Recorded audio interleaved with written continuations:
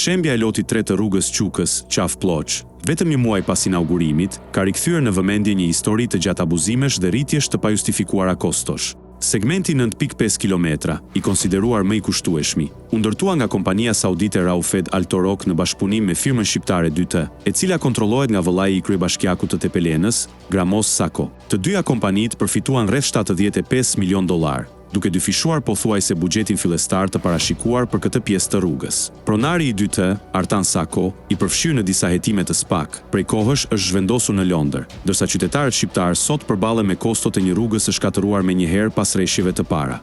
Historia e lotit 3 është shoqëruar që në fillim me ndërhyrje financiare dhe kërkesa të njëpasnjëshme për fonde shtesë. Fillimisht rruga u vlerësua me $25 milion, por në vitet pasuese kostoja u rrit në $74 milion, duke ndryshuar disa herë brenda pak muajsh.